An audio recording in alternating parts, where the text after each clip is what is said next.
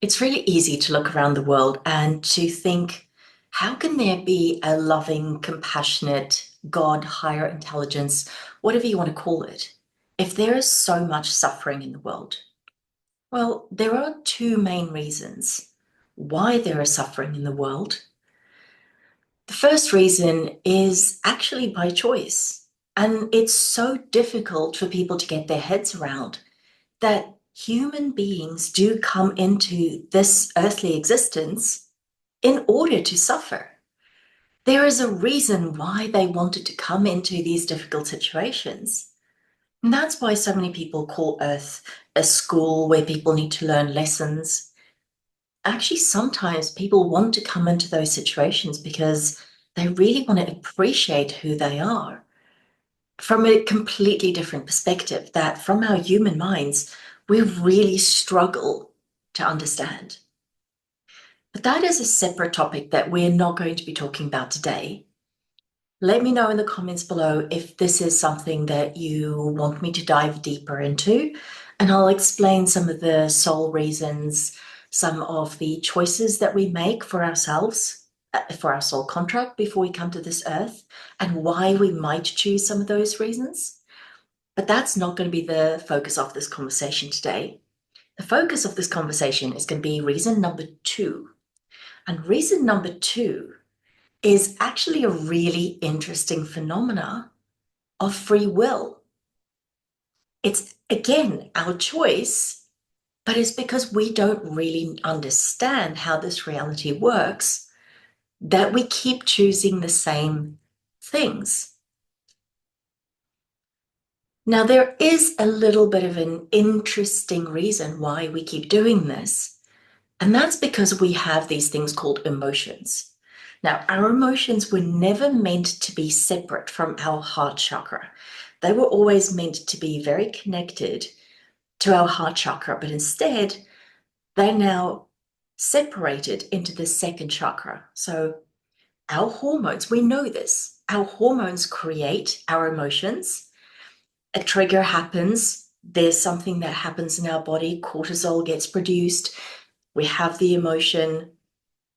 The problem happens when we're very young and we are in situations that we just do not have the mental capacity to deal with. And then our bodies, kind things that they are, say, okay, we're not going to process this emotion because you don't have the capacity to.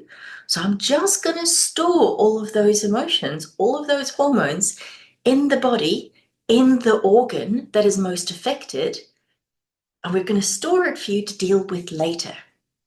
Unfortunately, most people don't understand that they need to deal with it later, so it continues to sit there and it builds up. It's like limescale that continues to build up more and more over time, and it becomes harder to shift. And that's where disease comes from, because our organs are starting to show what we haven't dealt with before. Those emotions that are still trapped in our body, it actually causes physical symptoms in our life. So, what does that have to do with suffering? Well, here is where the process is actually meant to be different. Because in every single moment, we set out these desires, what we want, intentions, we make new choices. And when we are waiting for what we want to come back to us, we don't understand that we're actually on a path towards what we want. And so things will pop up into our life to show us what is actually standing in our way, the thoughts, the beliefs, the emotions that are standing in our way from getting what we want. But we don't look at these as signposts. We don't look at them as a guiding path of where we need to go and what we need to address on the way. We just look at them as bad things that are happening. And when we look at them as bad things that are happening, those emotions get triggered and we get sucked into those unprocessed emotions. And that bad thing then becomes a source of suffering rather than a signpost. So it's the way that we're actually seeing things. that is causing that suffering. If we see this guidepost as a, oh, here is something I need to address for me in order to be able to move forward on my path, we get to choose how we look at that. And we have to think, oh, this is how I think about it currently. What is possible for me to think instead that is not going to cause me suffering? What about this particular thing that's showing up in my life is showing me that I have an incorrect belief about myself, about the world, about this thing, about what is possible? We don't think that way. And that's where suffering comes from. Everything that's popping up into our life is a reflection of our consciousness. It's there to help us, not to hurt us. But if we have all of these unresolved emotions, that's where we're going to go back to. We're going to keep falling back into that pain that we haven't dealt with, and we're not going to see the signposts. This is where we get to choose, do we want to process those emotions? And then we get to see everything that pops up into our life in a different way. We get to process them in a different way that is not so painful. Because we suffer along the way because of our beliefs, what we think, how we choose to see things. That is really where suffering comes from.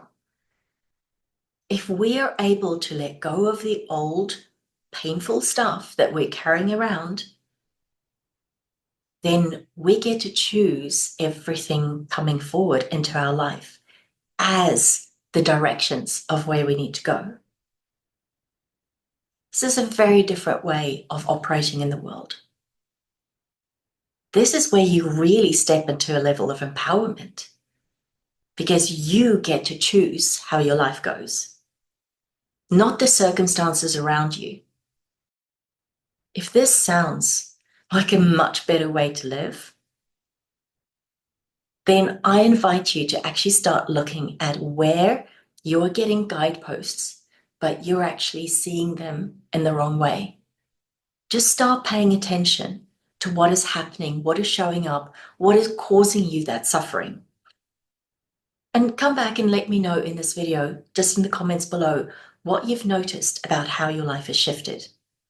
I bet you it's going to make a much bigger difference than you even realize right now.